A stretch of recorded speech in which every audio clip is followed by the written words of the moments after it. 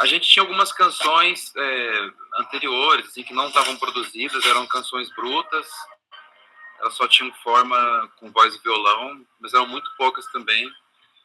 E o que empurrou mesmo a gente para gravar o Tônus foi uma necessidade cara, uma necessidade de timing, assim, é uma característica do nosso mercado, assim, de música independente, né? A gente precisa estar sempre estimulando o público, estimulando as nossas redes. Então, o disco ele não surgiu de inspiração, ele surgiu de necessidade. No final de 2017, o Princesa já estava com 1 ano e meio e a gente pensou, 2018 a gente vai trabalhar o quê, né? Então, isso foi uma coisa que preocupou a gente no final do ano passado, porque a gente sabia que se a gente entrasse 2018 trabalhando Princesa, a gente ia correr o risco de morrer lá na praia rápido. Assim. Apesar de que o Princesa é um disco que ainda significa, e ele está sendo ressignificado a todo instante. Assim, a gente sente que ainda tem gente que descobre o disco, mas esse não é mais o nosso motor, a gente não pode segurar nisso. Então, cara, o Tono surgiu de necessidade mesmo, e aí surgiu o edital da Natura, a gente se inscreveu, a Salma fez um bom projeto, a gente foi selecionado, e aí que a gente começou a construir o disco, né? À medida que a gente foi produzindo e à medida que a gente gravou, e quando o disco estava pronto, a gente meio que cristalizou uma expectativa de que o disco seria digerido mais lentamente, porque ele é um disco muito menos objetivo que o Princesa, certo? Ele é um disco muito mais subjetivo, ele é um disco que faz um chamamento para si mesmo, né? E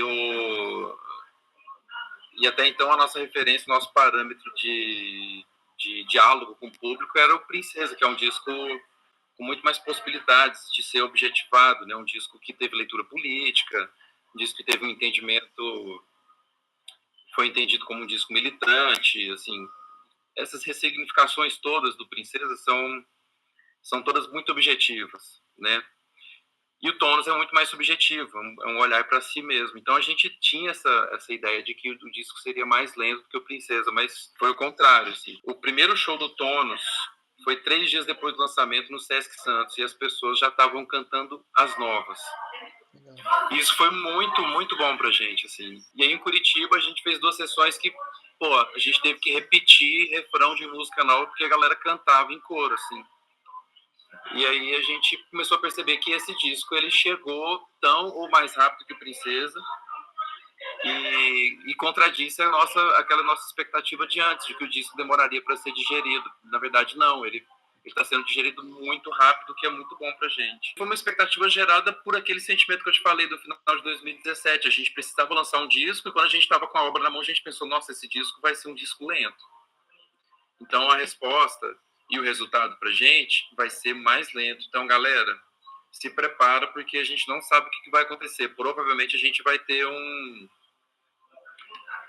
não sei, um hiato, assim. A gente não chegou a falar em hiato, mas a gente vai ter um tempo de trabalho mais lento. A gente imaginou isso. E aí, quando a gente percebeu que as pessoas estavam reagindo, as músicas estão cantando, a gente tocou em Goiânia anteontem. A gente lançou o disco em Goiânia. Cara, e foi assim... A gente tocou músicas do disco que aparentemente não estão sendo comentadas, assim. E as pessoas estavam cantando essas músicas lá. E aí a Samba ficou surpresa, a gente ficou super surpreso. Assim, a gente ficou pensando que realmente as pessoas estão gostando e estão se dedicando a ler as letras e a cantar aquilo. Porra. Então a gente está super feliz, a gente está achando que a gente está no melhor momento. A gente está sentindo que a gente precisa trabalhar agora, assim, porque é uma... é a chance que a gente tem, cara, de, sei lá, de se consolidar como artista independente no Brasil. É uma luta muito difícil, né? Assim, uma das hipóteses é que o segundo single, o primeiro até que nem tanto, o primeiro ele jogava mais nesse ambiente que eu tô dizendo, que é o ambiente da subjetividade, do eu e tal. Mas o segundo single, que é Amor Distrai, ele tem uma linguagem muito fácil, um refrão muito dinâmico, e aí essa música ela teve um potencial de propagação maior do que o primeiro single, e a gente está percebendo que muitas pessoas estão tomando ela como a identidade do disco, assim, de toda a obra. né? Então, a gente percebe comentários, nossa, então o Carne Doce fez um disco sobre sexo, é um disco sobre sensualidade, é um disco sexualizado, quando na verdade não é isso, né? Isso é um aspecto assim, do disco, assim, ele é trabalhado dessa forma vulgar, né? Esse tema é trabalhado dessa forma vulgar, escrachada, só nessa música. Assim, sexualidade está presente em outras músicas, mas não tem nada a ver com Amor Distrai, fala de outros aspectos, né, da vida sexual, enfim. E também não são todas as músicas do disco que falam sobre isso, né? O disco ele tem um leque assim, de temas sendo trabalhados, mas essa é uma hipótese de que essa música ela está empurrando o disco um dos sinais dessa hipótese é esse, né, de que as pessoas estão entendendo que nossa, o Carne Doce lançou um disco sexualizado e tal, quando na verdade não é, né? E isso, cara, assim, você fala de sexo chama atenção, né? Principalmente no nosso mundo, assim, o indie rock no Brasil é muito pudico, né? Falar de sexualidade desse jeito no mundo parece que não sei, é meio constrangedor, né? E aí, se você fala, vai.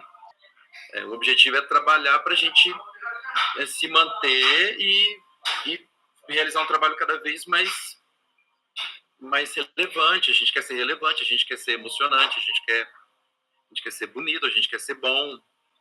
E o objetivo é esse, né? Assim, ser representante de música brasileira, cara, eu não sei. Eu acho que isso talvez não faça muito sentido hoje num mercado de nicho, que é um mercado tão segmentado. Eu estava conversando com o Maurício Pereira ontem em Goiânia, e eu perguntei qual que era a diferença fundamental entre o período em que ele se lançou com as Mulheres Negras, nos anos 80, e hoje.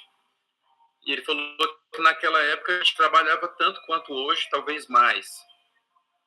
Mas ele disse uma coisa, ele falou, naquela época a gente trabalhava muito, mas a gente ganhava melhor do que hoje. Hoje vocês têm muita visibilidade, mas eu tenho a impressão de que vocês não conseguem converter essa visibilidade em ganho.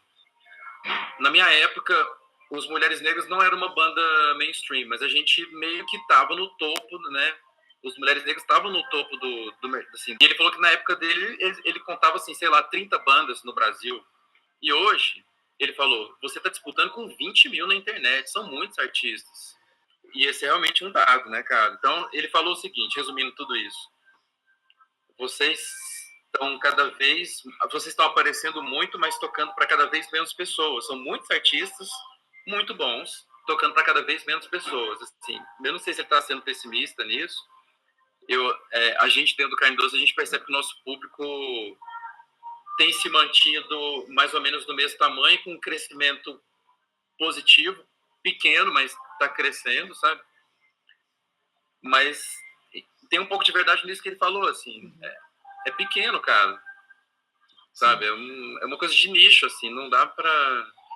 Né? Quando você fala de representação de música brasileira, eu não sei, assim, eu só penso em Baiana System, sabe? Eu penso nesses artistas que saem do mundo independente e começam a dialogar com o mainstream e voltam, sabe? Ficam nesse caminho, porque entre um e outro não existe uma massa cinzenta, não tem. Ou você tá no mainstream mesmo, ou você faz música sertaneja e tá na televisão e no rádio, ou então você tá no nosso mercado, que é um mercado bem específico, assim, que tem regras muito diferentes desse outro lá que eu nem domino, não entendo.